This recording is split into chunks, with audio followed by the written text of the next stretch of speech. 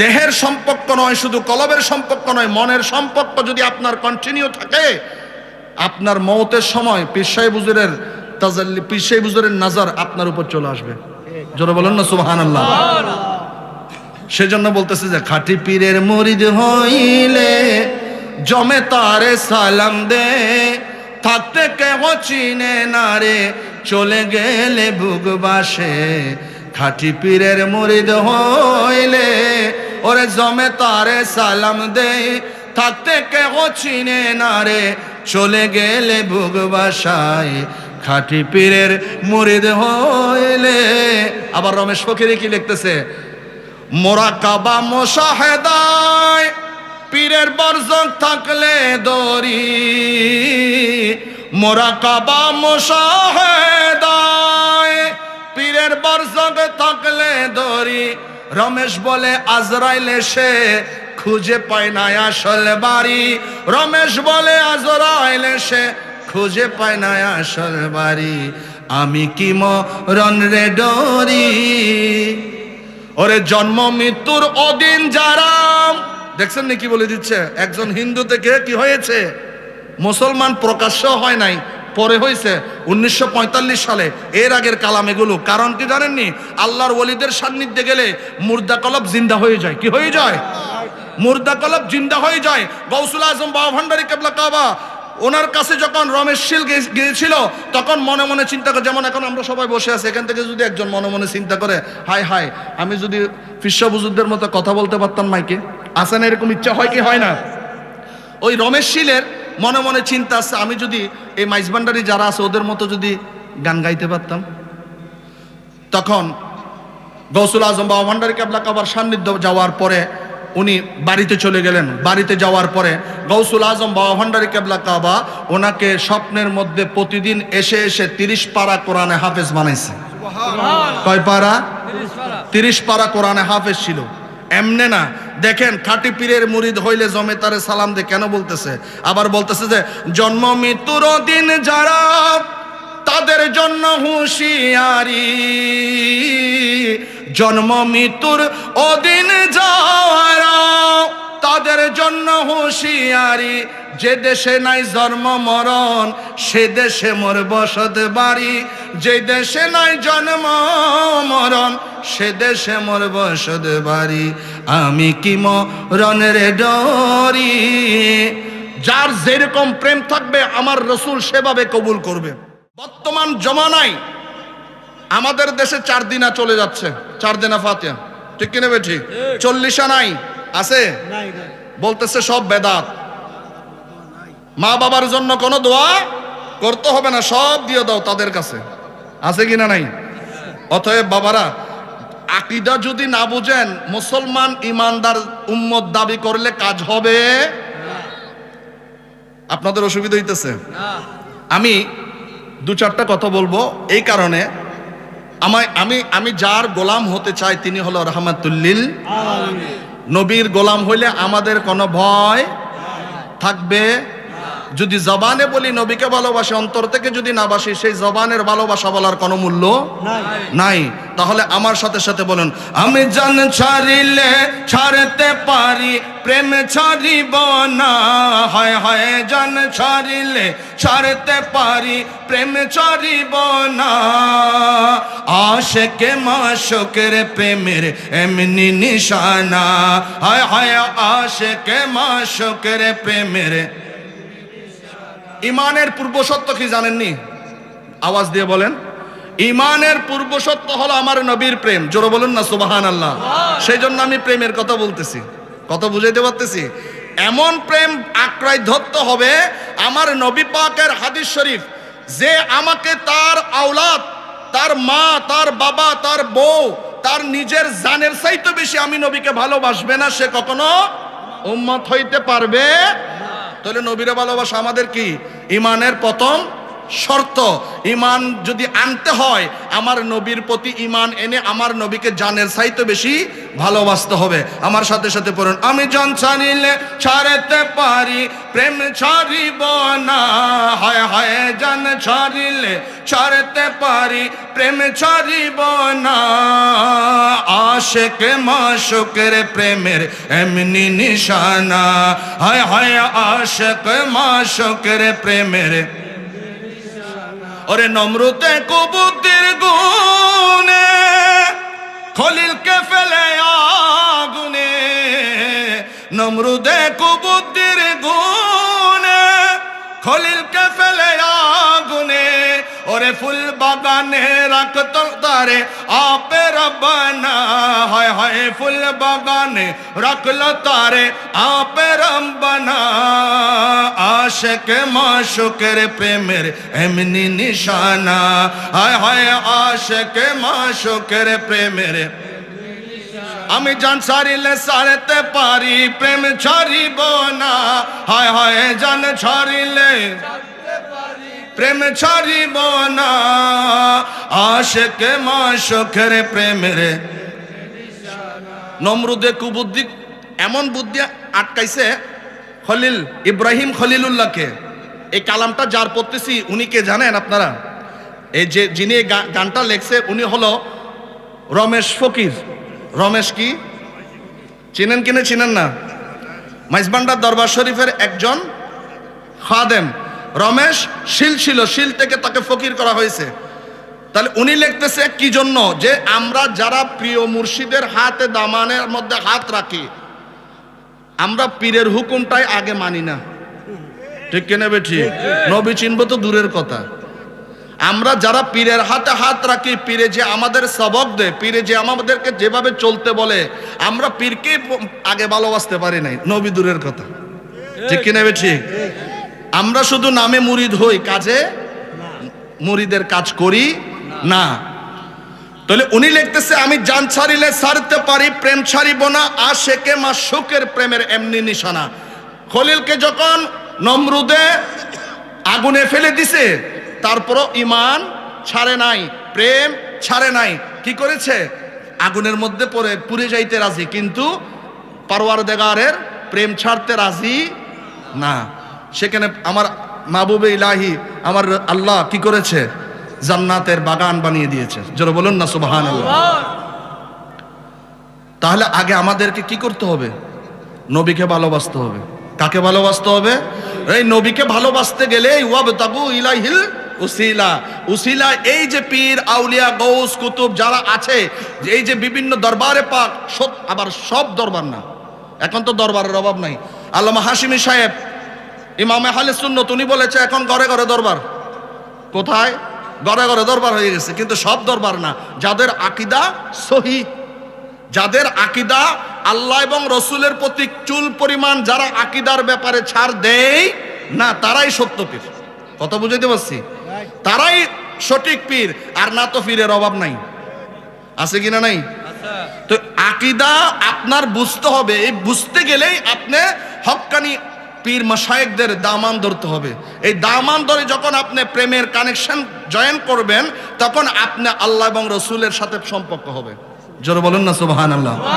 তাই আমার সাথে আবার বলুন, ভালো যদি বাসতে হয় নবীকে বাসুন, আহা ভালো যদি বাসতে হয়, আওয়াজ দিয়ে, নবী তরানে ওয়ালা, নবী বাঁচান, নবী তরানে ওয়ালা, নবী বাঁচানে ওয়ালা, আহা তোমার সদকায়ে মিলে মাবুদ আল্লাহ, ভালো যদি বাসতে হয়। আওয়াজ দে। আমার কুকর্মের কারণে মাজারের বদনামি হতে, মাজার আমাকে গাঞ্জা খাইতে বলে নাই, মাজার আমাকে বেনামাজি হইতে বলে নাই। ওনারা এদেশে ইসলাম এনেছে, ইসলামকে জিন্দা করেছে নামাজের মাধ্যমে, রোজার মাধ্যমে। হযরত গাউসুল আজম মাইজভান্ডারী বলেছে তোমরা আইএমএবি যে রোজা রাখো, সুবহানাল্লাহ কন্যা। রমজানের 30টা রোজা ছাড়াও বলতেছে আইএমএ বীজ বপন করো। তোমরা কি করো? আইএমএ বীজ বপন করো। তাহলে আমরা যারা মাইজভান্ডারী বলতেছি, আমাদের ভক্তরা যদি উল্টাপাল্টা চলেন তাহলে বদনামিটা হচ্ছে মাইজভান্ডার শরীফের। ঠিক না বে ঠিক? কারণ বদনামিটা মাইজবান্ডার শরীফের হলে কি হবে, অন্যান্য পীর সাহেবদের হলে কি হবে, ওনাদের কিছু আসবে যাবে না, কিন্তু আপনার সাথে আল্লাহর যুদ্ধ ঘোষণা হয়ে গেছে। কি হয়েছে? আপনার সাথে আমার আল্লাহর যুদ্ধ ঘোষণা। কারণ আল্লাহ বলেছে যে আমার ওয়ালিদের বিরোধিতা করে আমি আল্লাহ তার সাথে যুদ্ধ ঘোষণা করলাম। কথা বুঝাইতে পারতেছি?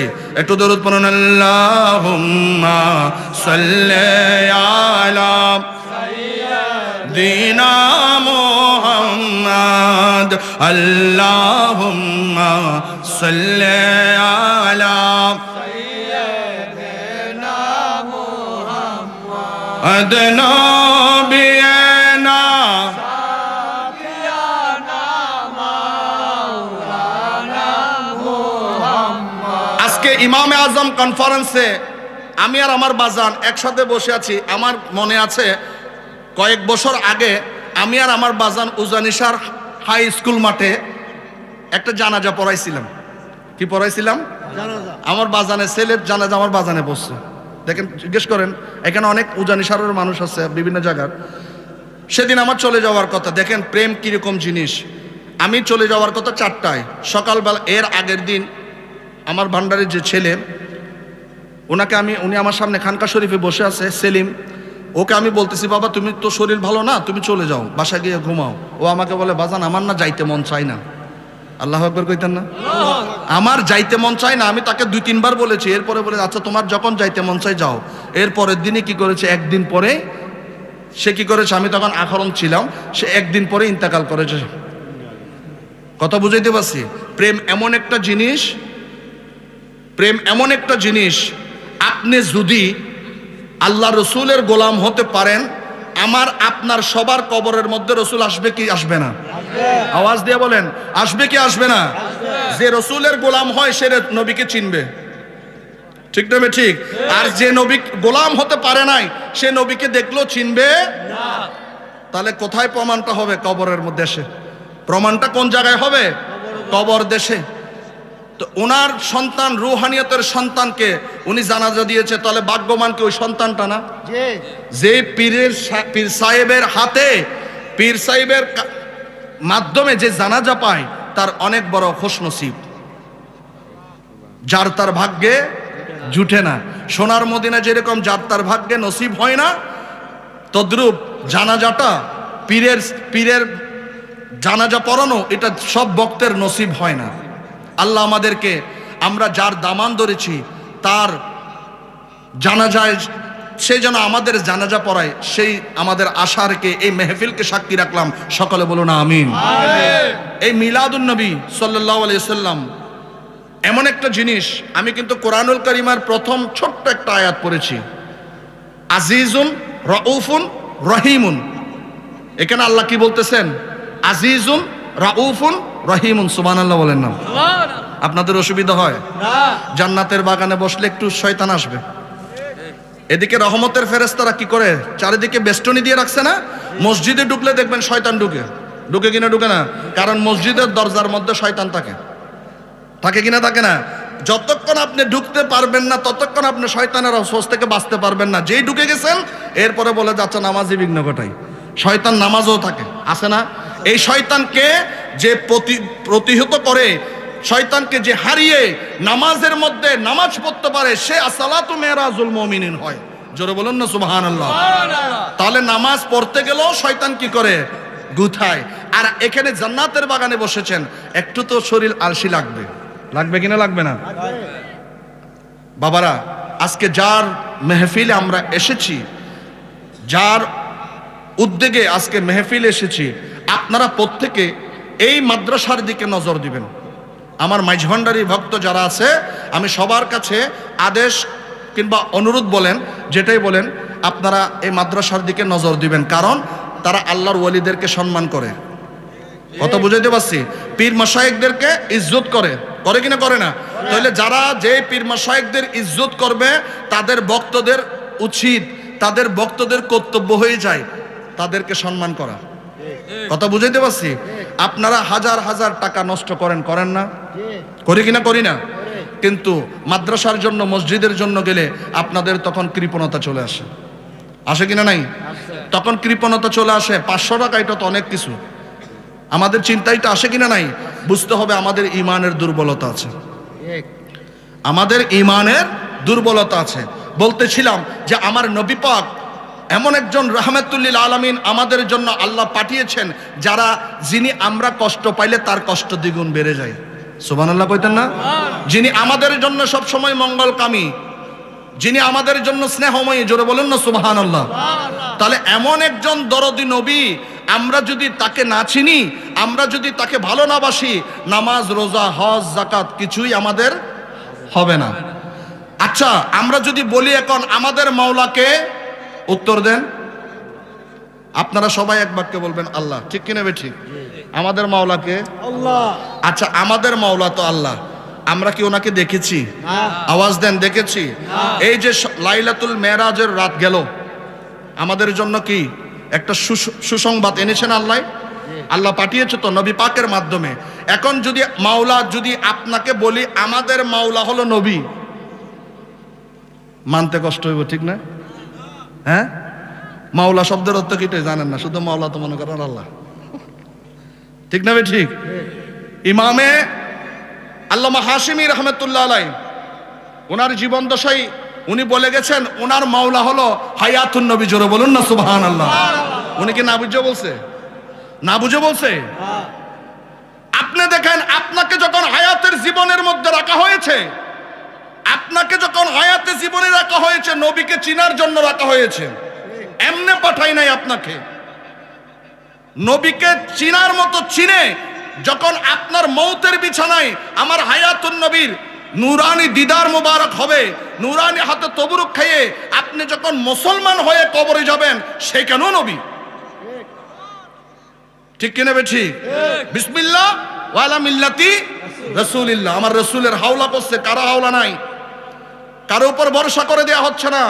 যিনি আন্দার ঘরে আসবে, তাহলে এমন একজন মালিক আমাদের, এমন একজন মহাজন আমাদের, এমন একজন গার্জিয়ান আমাদের সাথে সব সময় থাকে, আমরা যদি তাকে ভুলে যাই তাহলে তো আমরা উম্মত নয়।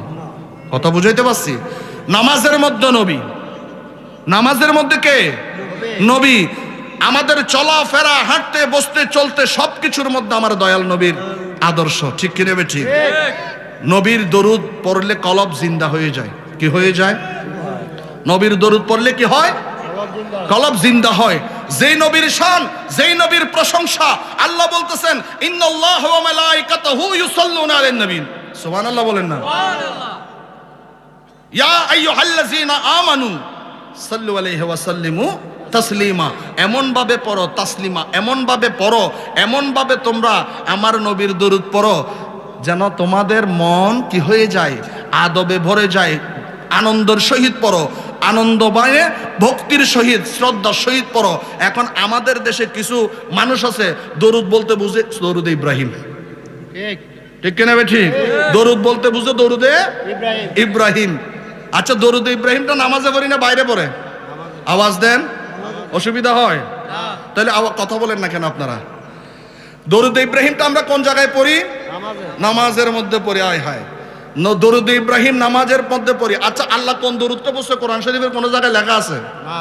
আল্লাহকে দরুদ ইব্রাহিম পড়ছে কোরআন শরীফে? হ্যাঁ, কেউ বলতে পারবেন? আমার বাজানটা তো অনেক বড় বড় আলেম। আমরা যে দরুদে ইব্রাহিম পড়ি, এটা কোন জায়গায় পড়ি? নামাজের মধ্যে, ঠিক না বে ঠিক? বলেন না? এখন আপনি দরুদ ইব্রাহিম পড়তেছেন, হযরত ইব্রাহিম খলিলুল্লাহ, হযরত ইব্রাহিম খলিলুল্লাহর বংশ মানে দুইজন আওলাদ। কয়জন? দুইজন আওলাদ। হযরতে ইসমাইল আলাইহিস সালামের নসল দিয়ে কোন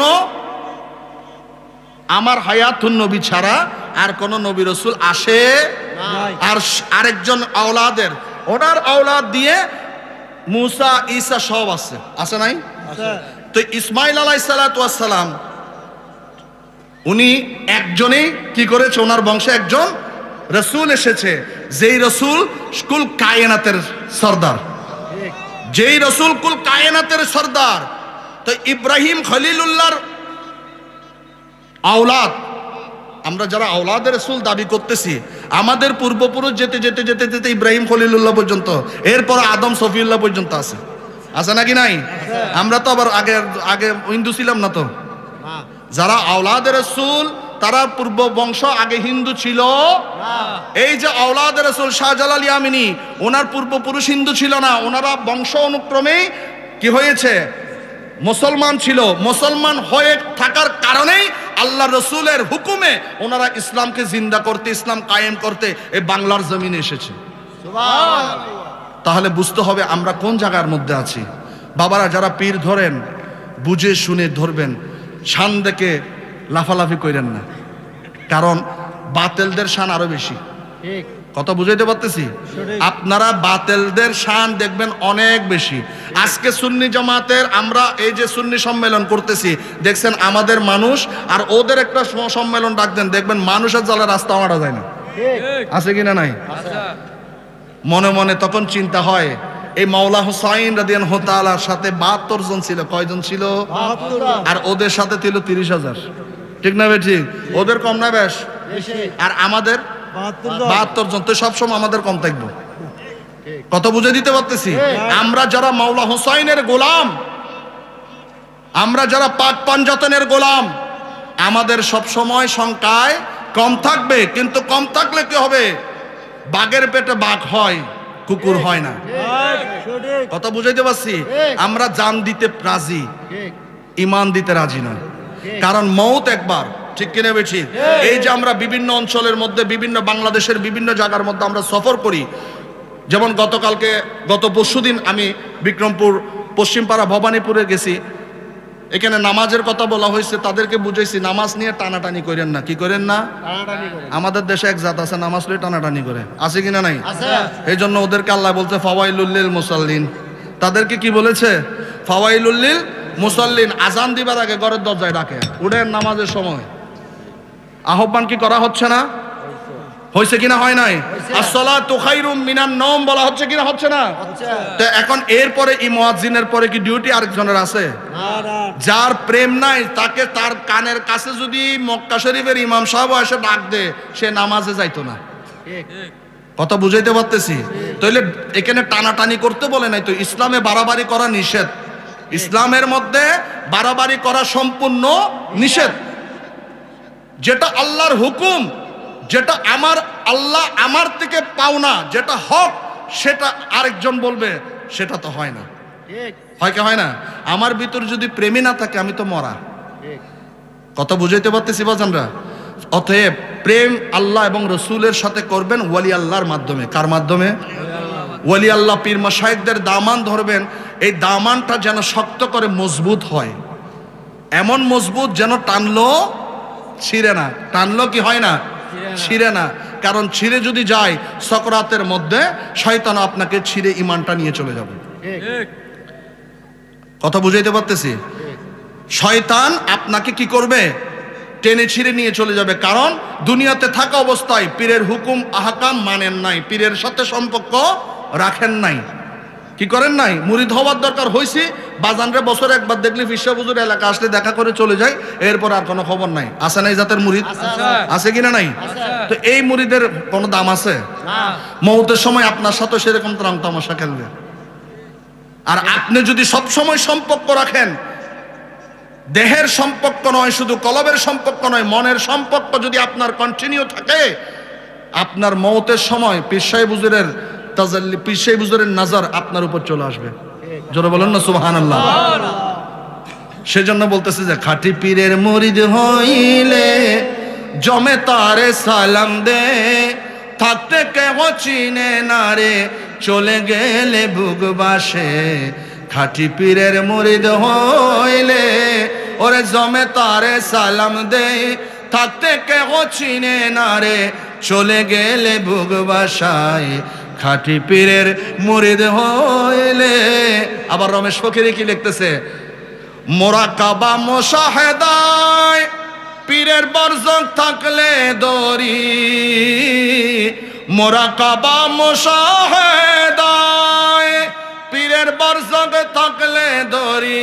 রমেশ বলে আজরাইল এসে খুঁজে পায় না আসল বাড়ি, রমেশ বলে আজরাইল এসে খুঁজে পায় না আসল বাড়ি, আমি কি মরণ রে ডরি। ওরে জন্ম মৃত্যুর অদিন যারা, দেখছেন নাকি বলে দিচ্ছে, একজন হিন্দু থেকে কি হয়েছে মুসলমান প্রকাশ্য হয় নাই, পরে হয়েছে 1945 সালে। এর আগের কালাম এগুলো। কারণ কি জানেননি? আল্লাহর ওলিদের সান্নিধ্যে গেলে মুর্দা কলব জিন্দা হয়ে যায়। কি হয়ে যায়? মুর্দা কলব জিন্দা হয়ে যায়। গৌসুল আজম বাবা ভান্ডারী কেবলা কাবা, ওনার কাছে যখন রমেশ শীল গিয়েছিল তখন মনে মনে চিন্তা করে, যেমন এখন আমরা সবাই বসে আছি, এখান থেকে যদি একজন মনে মনে চিন্তা করে, হায় হায় আমি যদি ফিরসা বুজুরদের মতো কথা বলতে পারতাম মাইকে, আসে না? এরকম ইচ্ছা হয় কি হয় না? ওই রমেশ শীলের মনে মনে চিন্তা আছে, আমি যদি এই মাইজবান্ডারি যারা আছে ওদের মতো যদি গান গাইতে পারতাম। তখন গৌসুল আজম বাবা ভান্ডারী কেবলা কাবার সান্নিধ্য যাওয়ার পরে উনি বাড়িতে চলে গেলেন। বাড়িতে যাওয়ার পরে গৌসুল আজম বাবা ভান্ডারী কেবলা কাবা ওনাকে স্বপ্নের মধ্যে প্রতিদিন এসে এসে 30 পারা কোরআনে হাফেজ বানাইছে। কয় পারা? 30 পারা কোরআনে হাফেজ ছিল। এমনে না, দেখেন খাঁটি পীরের মুরিদ হইলে জমে তারে সালাম দে, কেন বলতেছে? আবার বলতেছে যে জন্ম মৃত্যুর দিন যারা, তাদের জন্য হুঁশিয়ারি, জন্ম মৃত্যুর অদিন যারা, তাদের জন্য হুঁশিয়ারি, যে দেশে নাই জন্ম মরণ সে দেশে মোর বসত বাড়ি, যে দেশে নাই জন্ম মরণ সে দেশে মোর বসত বাড়ি, আমি কি মরণ রে ডরি। যার যেরকম প্রেম থাকবে আমার রসুল সেভাবে কবুল করবে। কথা বলেন ঠিক কিনা বেঠিক? আজকে উনি যে ওনার পিসাই হুজুরের কথা বলছে, ওনার পিসাই হুজুরের রওজা শরীফ জান্নাতুল বাকিতে, আর সুবহানাল্লাহ কন্যা, বাংলাদেশের একজন পীরে কামেল যাকে রসুলে পাক সরাসরি গ্রহণ করেছে। সুবহানাল্লাহ কন্যা। তাহলে কি জন্য? জন্ম মৃত্যুর দিন যারা, তাদের জন্য হুঁশিয়ারি। তাদের জন্য কাদের? যারা এই দুনিয়াটাকে অনেক বেশি মনে করে, যারা এই দুনিয়াটাকে সবচেয়ে বেশি আপন করছে, আর যারা মদিনাওয়ালার কদমকে আপন করেছে। যে দেশে নাই জন্ম মরণ সে দেশে মোর বসত বাড়ি। যখন রুহুটা নিয়েতে আসছিল মনজুর ওয়াইসি রাদিয়াল্লাহু তাআলার, আজরাইলের ক্ষমতা আছে কষ্ট দেওয়ার? হ্যাঁ, মদিনা দেখে দেখে চলে গেছে। কি করছে? কচু পাতার মধ্যে পানি যেরকম দে পইরা যায়, রুহুটাও নবীর কদমে সোপর্দ করছে। সুবহানাল্লাহ বলেন না? যার তার নসিবে হয় না, থাকতে কেহ চিনে না রে, চলে গেলে বুক বাসায়। উনি এরকম মেহফিলের মধ্যে যখন আসতো মানুষ থাকতো না, ঠিক না? তাহলে দেখেন, কিন্তু ওনার কালামগুলো যার কানে গেছে, ওনার শায়ারগুলো যার কানে গেছে, আয় হায় হায়, তারা কি হয়েছে? আশেকে রসুল হয়েছে। সুবহানাল্লাহ বলতেন না? তাহলে উনি কার জন্য পড়েছে? সরকারে কায়নাতের জন্য। প্রেম কোথায় ছিল? বাংলার জমিনে বসলে কি হবে? মনটা ছিল মদিনায়। মদিনাকে শোনানোর জন্য বলেছে, আপনি আমাকে ভালো বলেন খারাপ বলেন আমার কিছু যায় আসে না, আমার কামলিওয়ালা যদি আমাকে ভালো বলে আমার জন্য সেটাই সবচেয়ে সেরা। ওরে জন্ম মৃত্যুর দিনে যারা, তাদের জন্য হুঁশিয়ারি, যে দেশে নাই জন্ম মরণ সেই দেশে মোর বসত বাড়ি, যে দেশে নাই জন্ম মরণ সে দেশে মোর বসত বাড়ি, আমি কি মরণকে ডরি। আহা, মাওলা আলী যখন তীর বিদে ছিল, কি হয়েছিল? তীর বিদে ছিল, বিদে নাই? হ্যাঁ, প্রেম কার সাথে ছিল? রসুলের সাথে। রসুলের প্রেম আল্লাহর সাথে, ঠিক কিনা ঠিক? আল্লাহ এবং রসুলের প্রেম যার ভিতর আছে তার মওতের ভয় আছে। তীর টাইনা খুলতে পারে না। যখন দাঁড়াইছে নামাজে, মন চলে গেছে কোথায়? নবীর কদমে। মন চলে গেছে আল্লাহর কাছে, ঠিক না ঠিক? তীর টাইনা খুলছে, খবর নাই। তাহলে দুনিয়ার কোনো চিন্তা ভাবনা ছিল তাদের? শুধু নবী নবী। আল্লামা গাজী শেরে বাংলা ইমাম আহলে সুন্নাত, ওনার একটা লব্জ ছিল, মাই তো বিমারে নবী হো, মাই তো বিমারে নবী হো।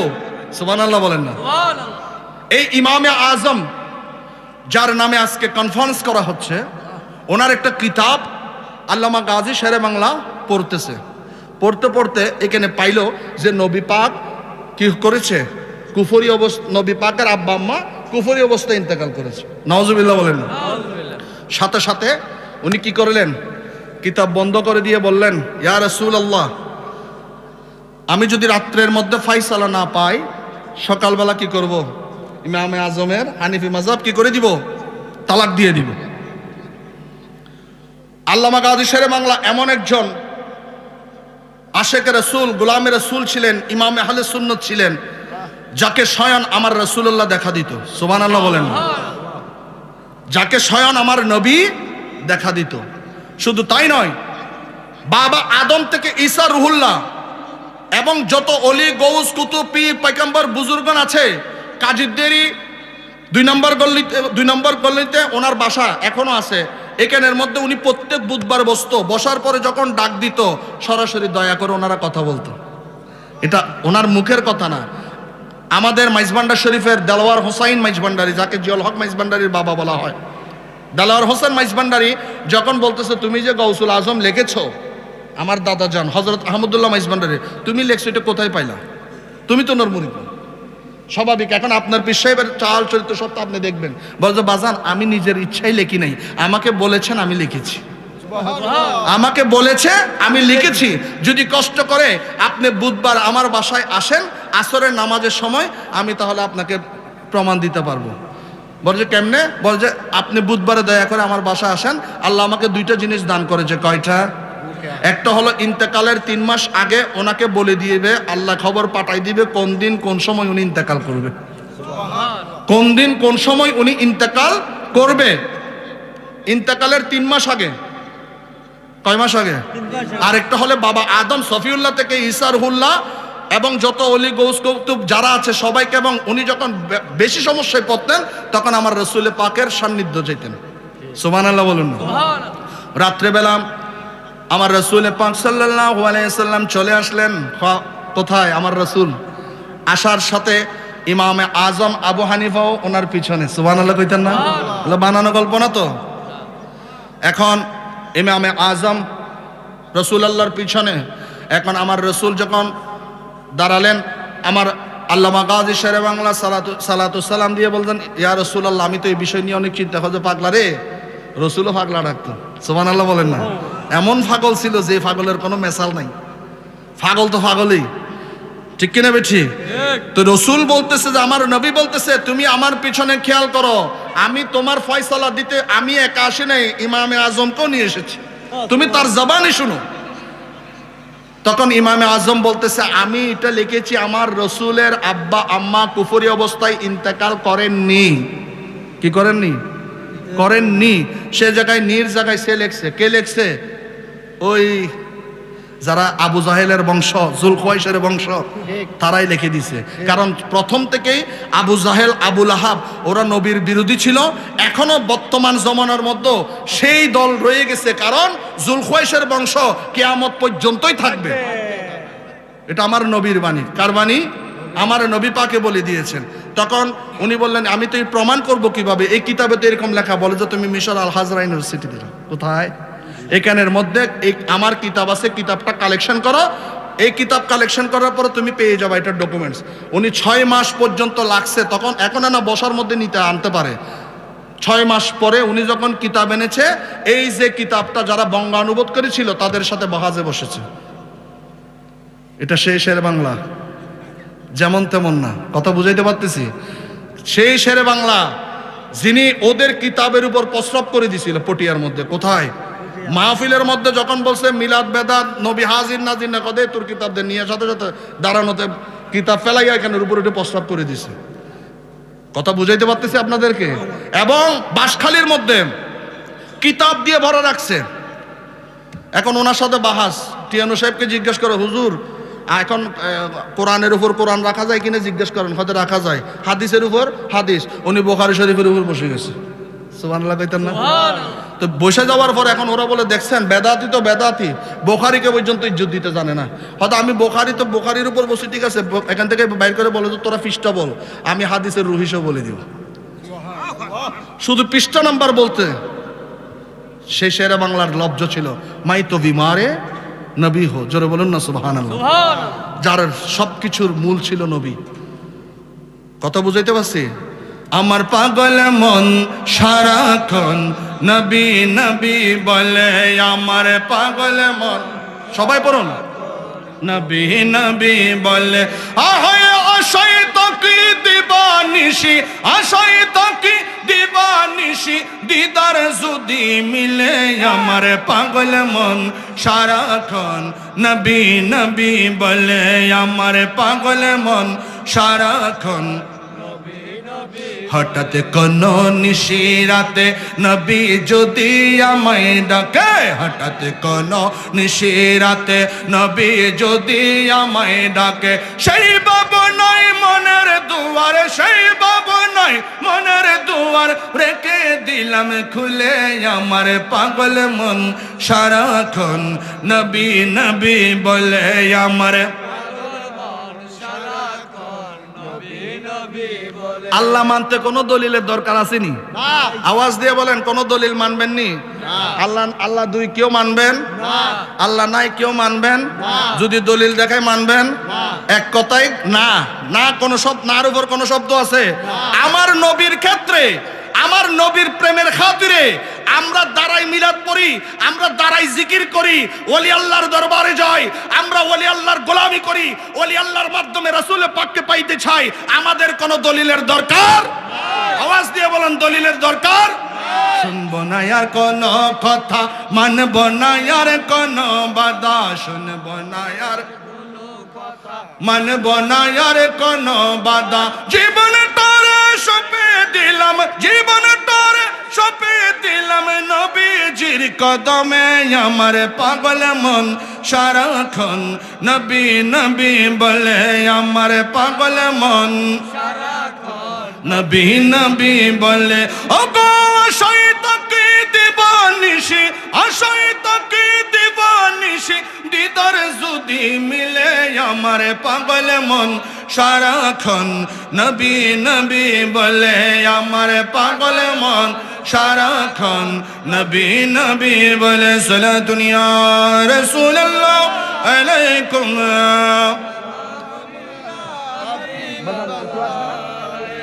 صلاة يا رسول الله عليكم سلام يا حبيب الله بنا دو میں رسینا کو مدینہ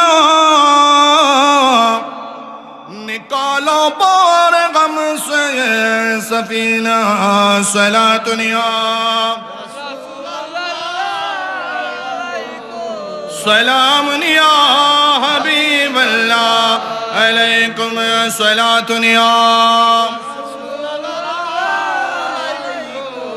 سلام یا حبیب اللہ তাহলে বলতেছিলাম এই ইমামে আজম যেমন তেমন ইমাম নয় মসজিদেরও ইমাম আমাদের মতো ইমাম নয় যার নজর যার সবকিছুর আমরা অনুসরণ অনুকরণ করি সুবহানাল্লাহ কইতেন না নামাজ পড়তে গেলে উনি কিভাবে পড়েছে কিভাবে বলেছে সবগুলো আমরা মেনে চলি আর এখন একদল বাইরে এসে মাযহাবও মানে না আছে কি না নাই বাপ সারা ফুত বুঝাইতে পারছি বাপ সারা ফুত যেরকম মাযহাব সারা মুসলমানও সেরকম ঠিক না ঠিক শুধু নামে মুসলমান হলে কি হবে নামে মুসলমান হলে কাম নাই এই যে ওনার পীর সাহেব হুজুর মনজুর ওয়াইসি উনি লিখতেছে শয়তান হয় মুমিনের দুশমন আল্লাহ জি ফরমায় তাদেরকে কি উম্মত বলা যায় বলো দেখি তাদেরকে কি উম্মত বলা নবীর তারিফ শুনলে যাদের আগুন জ্বলে গায় নবীর তারিফ শুনলে যাদের আগুন লাগে গায় তাদেরকে কি উম্মত বলা যায় বলো মন তাদেরকে কি উম্মত বলা যায় জোরে জোরে বলুন আল্লাহু আকবার আল্লাহ আমাদেরকে সঠিক আকীদায় পীর মাশায়েখদের দামান ধরে আমার রাসূলের গোলাম হওয়ার তৌফিক দান করুক সকলে বলুন আমিন আমরা দুনিয়াতেও নবীকে চাই কবরেও নবীকে চাই কিয়ামতের ময়দানে নবীর গোলাম পরিচয় দিয়ে উঠতে চাই ঠিক কিনা ঠিক জোরে বলুন আমিন আল্লাহ আমাদেরকে এই মেহফিল থেকে নবীর প্রেম কলবের মধ্যে যেন জারি হয়ে যায় রাসূলের জিকির সব সময় আমাদের যেন জারি হয়ে যায় সেই নসিব দান করুক সকলে বলুন আমিন আমার বাজান আল্লামা পীরজাদা খাজা মুফতি সৈয়দ বাকিবিল্লাহ নুরি হুজুর অনেক কষ্ট করতেছে আজকে যে শুনলাম যে ওনার মাদ্রাসার অনেক ব্যয়, ঠিক কিনা বেঠি? আজকে আমাদের সবাইকে একসাথে করেছে, এটাই তো অনেক কষ্টের ব্যাপার, ঠিক কিনা বেঠি? তা আপনারা ওনার দিকে তাকাবেন। আমার মাইজ ভান্ডারি যারা আশেকান ভক্তান মুরিদান গোলাম আছেন, যারা মাইজ ভান্ডারিকে ভালোবাসেন, আল্লাহর ওলিদেরকে ভালোবাসেন, আমাদের মাদ্রাসার দরকার আছে কিনা নাই? মাদ্রাসা ছাড়া সব পারবেন, বিয়ে করতে পারতেন না, ঠিক না বেঠি? মাদ্রাসা না বললে বিয়ে পড়াইবে কে, ঠিক না বেঠি? একটা সন্তান যদি মাদ্রাসায় পড়ে সে তার আপনার জানাজাটা পড়বে, ঠিক না বেঠি? একটা সহি আকীদার মানুষের জানাজা পড়ানো এটা একটা ভাগ্যের ব্যাপার। যার তার দিয়ে জানাজা পড়াইলে দুনিয়া তো শুরু হইব মারামারি। কথা বুঝাইতে পারছি? একটা সুন্নি আকীদার উলামা দিয়ে, আলেম দিয়ে, পীর মাশায়েখ দিয়ে জানাজা দেয়া তো ভাগ্যের ব্যাপার। জানাজার পরে গাইরে লাইব, যদি সুন্নি না হয় কইব দোয়ার দরকার নাই, আর সুন্নি হইলে আমার নবীর কিয়াম শুরু করে দিয়ে মুনাজাত করবে। লাভ না লস? লাভ না লস? বেশি লাভ না, কম তো লাভ নাই। যাওয়ার সময় নবীর দরুদ পড়ে যাইতে পারবেন। আপনি পড়তে পারতেছেন না, কিন্তু আপনার আশেপাশে ওনারা পড়বে। সেই জন্য সুন্নি মাদ্রাসায় সন্তানদেরকে দিবেন, যেন সুন্নি হয়, ঘরের মধ্যে ইসলাম জিন্দা থাকে, সুন্নিয়ত কায়েম থাকে, আহলে সুন্নাত ওয়াল জামাতের প্ল্যাটফর্মে যেন যাইতে পারে। আর সুন্নি ছাড়া ওয়াহাবি মাদ্রাসায় দিবেন, কাম হইতো না। কয়দিন পরে কইব সব বেদাত, কয়দিন পরে বলবে সব বেদাত। এই বেদাত বলতে বলতে আপনাকে বেদাত করে কবরে পাঠাই দিব। মরার পরে কোনো মতে জানাজা দিব, দেখবেন জোতা পরে এখন জানাজা পরে। আছে কিনা নাই? বহুত ধরনের আছে। সালাম ফিরে উত্তর দিকে, দক্ষিণ দিকে, পশ্চিম দিকে, পূর্ব দিকে দেখিয়ে নেব। আছে কিনা নাই? তো ঠিক মতো পরার মসে গাইরা লাও। আর আমরা বলি যে মরার পরে আমার নবীর একটু মিলাদ করি। আমার নানি জান কেবলা, উনি চট্টগ্রাম জিসির মূর্তি, আপনারা নাম শুনছেন, খাজা গরিবুল্লাহ শাহ রহমতুল্লাহ আলাইহির মাজার শরীফের মধ্যে ওনাকে দাফন করা হয়েছে। তো আমার নানার বাড়িতে অনেক বিশাল সুন্দর কি কবরস্থান আছে, কিন্তু আমার নানি একটা কারণে এখানে রয়ে গেছে। ইন্তেকালের আগে উনি সবসময় নবীর মিলাদ, ধরেন এই মাইকে মিলাদ হচ্ছে না, উনি যদি ঘরে থাকতো, ঘুমন্ত অবস্থা থাকলেও ইয়া নবী বলার সাথে সাথে উনি দাঁড়ায় যেত। আমাদের নিজের নয়নে দেখা, আমার নিজের নয়নে দেখা। তো নানিরে জিজ্ঞেস করতাম, লিভার ক্যান্সার ছিল, ও নানি আপনি দাঁড়াইতে তো পারেন না, দেওয়াল ধরে দাঁড়াইতে, হয়তো নবীর মিলাদ চলে। কি চলে? নবী পাকের মিলাদ চলে। তো ইন্তেকালের আগে বলে গেছে, তোমরা আমাকে তোমার বাপের বাড়িতে, তোমার আমার শ্বশুর বাড়িতে দিও না। কই দিব? হদে গরিবুল্লাহ শাহর কবরস্থানে। কোনখানে? গরিবুল্লাহ শাহর কবরস্থানের মধ্যে। তো জিজ্ঞেস করলাম, এত জায়গা ফেলে আপনি এখানে কেন, আপনি এখানে থাকবেন? বলে যে সেখানে 12 রবিউল আউয়াল আমার রসুলের গোলামরা, আমার রসুলের আশেকরা জুলুসের পায়ের শব্দ শোনার জন্য আমি কবরে থাকবো। কি করব? পায়ের শব্দ শুনবো। সেখানে জুলুস হয়, চট্টগ্রামে তো জুলুস হয়, জানেন তো আপনারা। এই জুলুসের আশেকান ভক্তান মুরিদান নবীর গোলামদের পায়ের আওয়াজ শোনার জন্য কবরে থাকবে, কারণ এটা সামনে দিয়ে জুলুস যায়, এই কবরস্থানের সামনে দিয়ে। এবং কেমন প্রেমিক ছিল দেখেন, যখন ইন্তেকাল করছে 1 রবিউল আউয়াল, আমার নানি যান 1 রবিউল আউয়াল দুপুর 12:15 ইন্তেকাল করেছে। শুধু তাই নয়, আমার নানি যান কোরআনুল কারিমা পড়তে পারতো না। কি করতে পারতো না? পড়তে পারতো না। সিরকুট রহমতুল্লাহ আলাই, যিনি পাকিস্তানের পীর সাহেব, যিনি আসে, ওনাদের দাদা, ওনার হাতে বায়াত গ্রহণ করেছিল অনেক আগে। উনি রাত্রে খোয়াবের মধ্যে এসে তুতু দিয়েছিল, তুতু বলছে সকালবেলা ওইটা কোরআন পড়বা। আল্লাহু আকবার। সকালবেলা উনি কোরআন শরীফ যখন খুলছে, আমার নানি জানকে আমরা দেখতাম কোরআনে হাফেজ যেরকম স্পিডে পড়ে, আমার নানি এরকম স্পিডে কোরআন শরীফ পড়তো। তাইলে আল্লাহর ওলিদের দয়ার দরকার আছে কিনা নাই? পীরের দয়ার দরকার আছে কিনা নাই?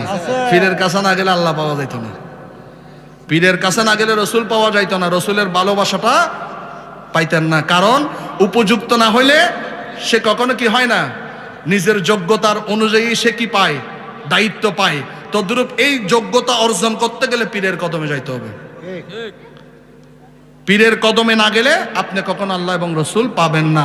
আল্লাহ আমাদেরকে সঠিক রাস্তায় চলার তৌফিক দান করুক, সকলে বলুন আমিন। কোরআন সুন্নাহ মোতাবেক চলার তৌফিক দান করুক, সকলে বলুন আমিন। এবং এই মাদ্রাসার প্রতি আপনারা দৃষ্টি দিবেন। আমি খাস করে মন থেকে দোয়া করি যেন এই মাদ্রাসা আরো উন্নত হয়, এই মাদ্রাসা যেন নিজের ভবনের মধ্যে আল্লাহ যেন করার তৌফিক দান করে, সকলে বলুন আমিন। নিজস্ব জায়গার মধ্যে যেন এরকম একটা সুন্নিয়তের মাদ্রাসা আল্লাহ যেন কবুল করে, আমার রসুলের কদমে যেন কবুল হয়। সকলে আওয়াজ দিয়ে বলো না আমিন। ওয়া আখিরু দাওয়ানা আলহামদুলিল্লাহি রাব্বিল আলামিন। আসসালামু আলাইকুম ওয়া রাহমাতুল্লাহি ওয়া বারাকাতুহু।